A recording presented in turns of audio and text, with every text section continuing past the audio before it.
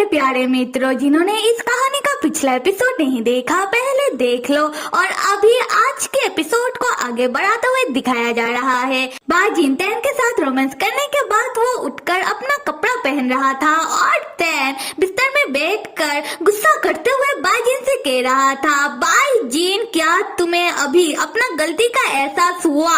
तुम मुझे अपनी बात तो रखने नहीं देते हो, उससे पहले ही तुम रिएक्ट करने लगते हो। मैंने तो बस जूनियर चैन से कहे कि हम दोनों का नकली डाइवोर्स सर्टिफिकेट तैयार करवाया था और तुमने क्या किया? तुमने तो मुझे डाइवोर्स दे भी दिया, वो भी मुझसे बिना पूछे, और ऊपर से तुम मेरे ऊपर ही नाराज हो रहे थे। बाजिन तब तैन से डरते हुए कहता है कि तैन, तुमने भी तो मुझे नहीं बताया कि जब तुम डिमोन किंग बन जाओगे तब तुम किसी से भी 100 सालों तक शादी नहीं कर सकते। तैन तब बाजिन के ऊपर और ज्यादा चिल्लाते हुए कहता है कि क्या किसको ऐसी बकवास नियम की पड़ी हुई है? उन लोगों ने 100 सालों तक शादी ना करने वाली नियम आने वाले डिमोन किंग के लिए बनाई है, पर जब मैं एक बार डिमोन किंग बन जाऊंगा उसके बाद सारी पावर मेरे पास आ जाएगी, फिर मैं ऐसी बकवास नियमों को कहीं दूर जाकर फेंक दूंगा। उसके बाद माई पावर माई रूल, फिर मेरी इस दुनिया में सिर्फ मेरा राज चलेगा। और तुम बेवकूफ आदमी कही के सिर्फ इस नियम के लिए तुम मुझसे नाराज हो रहे थे, तुम मेरे साथ ऐसा बिहेव कर रहे थे। और दूसरी तरफ हम बाजिन को देखते हैं जो तैन की बातें सुनकर मुस्कुराते हुए अपने मन में कहता है कि हाय मेरा तैन मेरे लिए अपनी दुनिया का नियम तक बदलने के लिए तैयार है, और मैं मेरे तैन को कितना गलत समझ रहा था। तब हम तैन को देखते हैं जो बाजिन को खड़े खड़े मुस्कुराता हुआ देखकर उसे कुछ समझ नहीं आ रहा था, तो वो अपने मन में कहता है, ये आदमी कुछ कह क्यों नहीं रहा? क्या बाजिन अभी तक मुझसे नाराज है? मैं बाजिन को शांत करवाने के लिए उसे कितने अच्छे से समझाया, अपना बातों का जाल तक उस पर बिछाया, फिर भी ये आदमी को क्यों कुछ समझ नहीं आ रहा? खैर उसके बाद तैन बाजिन को पुकारते हुए कहता है कि बाजिन, जिससे बाजिन तैन की ओर देखता है। तैन बाजिन से कहता है कि जैसे ही डिमोन किंग इलेक्शन खत्म हो जाएगा तुरंत तैन बाजिन से शादी कर लेगा, ये तैन का वादा है। अगर तैन अपने वादे से मुकर जाता है तो भगवान की ओर से तैन को सजा दी जाएगी और सजा के तौर पर तैन के ऊपर कड़कता हुआ बिजली गिरेगा। बाजिन तब तुरंत तैन का मुंह पकड़ के कहता है कि बस बस ऐसा मत कहो। उसके बाद बाजिन कुछ रोमांटिक वे में आ जाता है जिससे तैन भी ब्लश करने लगता है। बाजिन कहता है कि तैन तुम ऐसी बातें मत करो, तुम्हें कोई भी सजा वजह नहीं देगा और तुम मुझे पसंद करते हो, मेरे लिए यही बहुत है। तैन तुम मुझे पसंद करते हो ना? तैन ब्लश करते हुए कहता है कि हाँ बिल्कुल। फिर तैन अपने मन में सोचता है कि बाजिन मैं तुम्हें पसंद करता हूँ, इस बात का यकीन दिलाने के लिए मैंने अभी इतना कुछ किया, मैंने तुमसे वादा किया, मैंने सजा वाली बात भी कही, फिर भी तुम मेरे जज्बात मेरे एहसास के ऊपर तुम शक कर रहे हो। यहाँ तैन के अंदर का राक्षस और पड़ी जागता है। तैन के अंदर का राक्षस तैन से कहता है कि तैन तुम्हें तुम्हारे पति को और ज्यादा नहीं मनाना चाहिए, अगर तुम ऐसा करते रहोगे तो कैसे चलेगा? तुम्हें सिर्फ अपने बारे में सोचना चाहिए, तभी तुम अपने घर के मुखिया बन पाओगे। और तैन के अंदर का परी तैन से कहता है कि तैन तुम्हें तुम्हारे पति को और प्यार से मनाना चाहिए, तुम्हें तुम्हारे पति के साथ और प्यार से बात करनी चाहिए। अगर तुम्हारा पति एक बार में नहीं मानता तो तुम्हें दूसरी बार कोशिश करनी चाहिए, तब देखना कि बाजिन तुम्हारे ऊपर कैसे लट्टू होता है। बाजिन तब तैन को पकड़ के तैन से कहता है कि तैन हमने अभी एक दूसरे को कह ही दिया है कि हम एक दूसरे को पसंद करते हैं, तो क्या हम अभी? ये सुनते ही तैन बाजिन से दूर हटते हुए कहता है कि क्या हम अभी? क्या तुमने मेरे साथ जो करना था तुमने अभी कर लिया है, तो हम अभी दोबारा वो सब नहीं करेंगे। बाजिन तैन को देखते हुए शर्मा कर अपने मन में कहता है कि हाय मुझे तैन से दोबारा प्यार हो गया।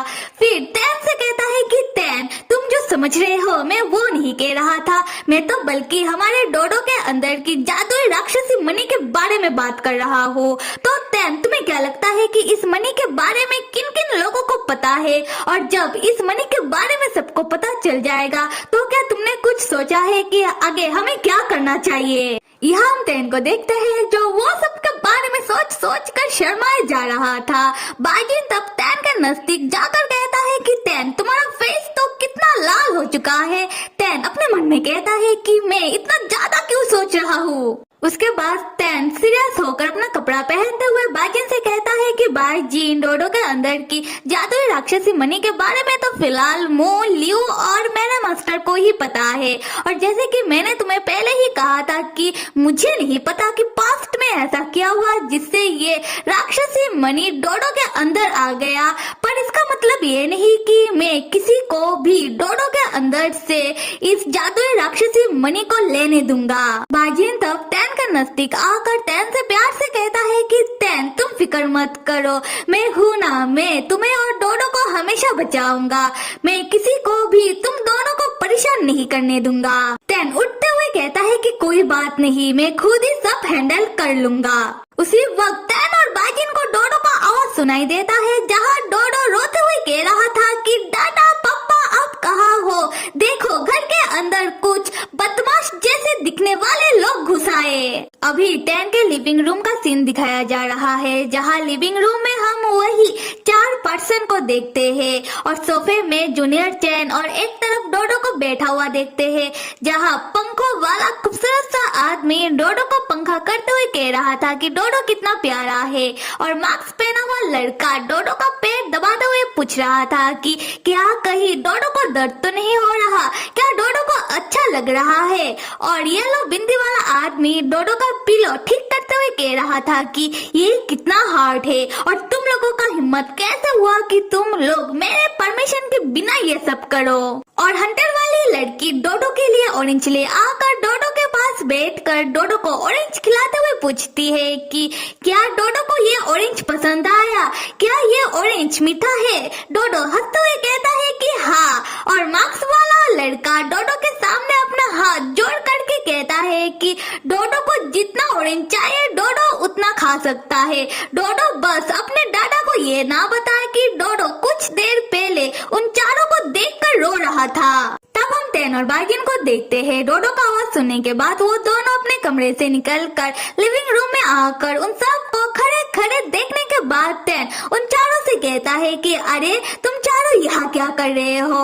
वो चारों टैन को देखते ही खड़े हो जाते हैं और एक साथ टैन से कहते हैं कि हेलो सर टैन। डोडो भी उन चारों का नकल करते हुए कहता है कि हेलो दादा और पप्पा।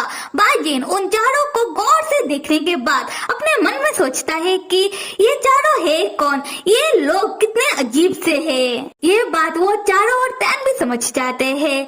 फिर टैन बाजिन से उन चारों को इंट्रोड्यूस करवाते हुए कहता है कि ये चारों टैन के गेमिंग पार्टनर है, मतलब ये सब मिल के वीडियो गेम खेलते हैं। फिर टैन बाजिन को उन चारों का नाम बताता है और कहता है कि उन चारों को लोग एक साथ गोस्ट बुलाते हैं। और माना कि बाजिन ये चारों दिखने में तुम्हें अजीब लग रहे होंगे, पर मेरा यकीन करो ये चारों सच में बहुत ही अच्छे लोग हैं। ये चारों मुझे पहले डोडो का ध्यान रखने में मदद किया करते थे। उसके बाद बाजिन उन चारों से हेलो कहता है। वो चारों बिल्कुल पहले की तरह बाजिन से कहते हैं हेलो सर टैन के पति। और टैन का पति सुनकर बाजिन चमकने लगता है कि हाय, उन लोगों ने मुझे टैन का पति कहा। उसके बाद हम सबको देखते हैं कि सब सोफे में जाकर बैठते हैं और टैन जो सोफे में ठीक से बैठ नहीं पा रहा था क्योंकि उसके बैक में पेन हो रहा था। टैन बहुत अजीब तरीके से सोफे में बैठता है। फिर हंटर वाली लड़की टैन को बताती है कि उन लोगों को पता चला है कि सब लोग राक्षसी जादुई मनी के पीछे है। टैन पूछता है तुम लोगों ने किसी से तो कुछ नहीं कहा और पता नहीं ये खबर सब तक कौन फैला रहा है। तब येलो बिंदी वाला आदमी कहता है कि सर टैन, जितना मुझे पता है कि फिलहाल तो इस बारे में मो और लियो को ही पता है, तो तुम्हें क्या लगता है कि उन दोनों के अलावा और कौन इस खबर को सब तक पहुंचा रहा होगा। मुझे तो लगता है कि मो ऐसा करके तुम्हें डिमॉन किंग इलेक्शन से भटकाने की कोशिश कर रहा है जिससे मो डिमॉन किंग बन सके। तब ये लोग बिंदी वाला आदमी के बातों पर बाकी तीनों भी हाँ मिलाते हुए कहते हैं कि उन लोगों को भी ऐसा ही लगता है। जूनियर चैन तब उन चारों से कहता है कि मुझे ऐसा नहीं लगता, मैं जितना मो को जानता हूँ, मो एक अच्छा बंदा है तो वो ऐसा नहीं कर सकता। पंखों वाला आदमी जूनियर चैन से कहता है कि मो ऐसा क्यों नहीं कर सकता, क्या तुम्हारे पास तुम्हारे बातों का कोई प्रमाण है? डोडो तब उन चारों के ऊपर गुस्सा करते हुए कहता है कि आप लोग मेरे अंकल से ऐसे बातें मत करो। हंटर वाली लड़की स्माइल करते हुए कहती है कि अच्छा बेटा, हम समझ गए। आते हैं तैन और बाजिन की ओर, जहाँ बाजिन तैन को केला खिलाते हुए कह रहा था कि तैन, तुम्हें मेरे वजह से दर्द हो रहा होगा, कुछ खा लो, इससे तुम्हें ताकत मिलेगा। तैन अपने मन में कहता है कि इस आदमी को क्या अभी याद आया मेरे जख्मों के बारे में। तब बाकी चारों दोस्त तैन और बाजिन की ओर देखकर एक दूसरे से कहते हैं कि जो मैं सोच रहा हूँ, क्या तुम भी वही सोच रहे हो? दूसरा बंदा कहता है कि शायद मैं वही सोच रहा हूँ। तब हम उन चारों के बीच में डोडो को देखते हैं, जो कहता है मैं तो कुछ नहीं सोच रहा, दादा क्या मुझे एक केला मिल सकता है? उसके बाद वो चारों दोस्त तैन और बाजिन से थोड़ा दूर जाकर आपस में बात करने लगते हैं, जहाँ येलो बिंदी वाला आदमी कहता है कि मुझे विश्वास नहीं हो रहा कि तैन बाजिन के प्यार में पड़ गया, क्या ऐसा हो सकता है? हंटर वाली लड़की कहती है कि क्यों नहीं हो सकता, देखो बाजिन कितना हैंडसम है और साथ में वो कितना अमीर है, बिल्कुल हो सकता है। मार्क्स वाला लड़का कहता है कि हमें बाजिन को थोड़ा मक्खन लगा कर रखना चाहिए, जिससे तैन हमारे ऊपर नाराज ना हो अगर हम पता नहीं लगा पाए कि कौन उस खबर को फैला रहा है।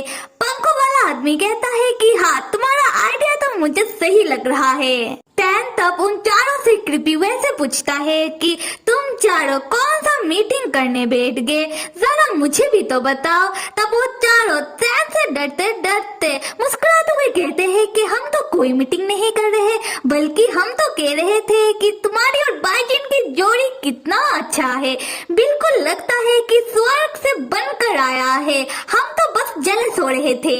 ये सुनकर बाजिन उन चारों से बहुत खुश होकर अपना सीना चौड़ा करते हुए कहता है कि थैंक यू, और बाजिन को ऐसा करते हुए देखकर तैन अपना सर पकड़ लेता है। और दूसरी तरफ हम डोडो को देखते हैं जो केला खा रहा था, और जूनियर चैन अपने मन में कह रहा था कि मुझे लगता है हमें फिलहाल डोडो की जादुई राक्षसी मुनि के बारे में बात करनी चाहिए। तो फिर मेरे मित्रों, आप सब जरूर लाइक, सब्सक्राइब और कमेंट करिएगा। Till then stay with me and see you.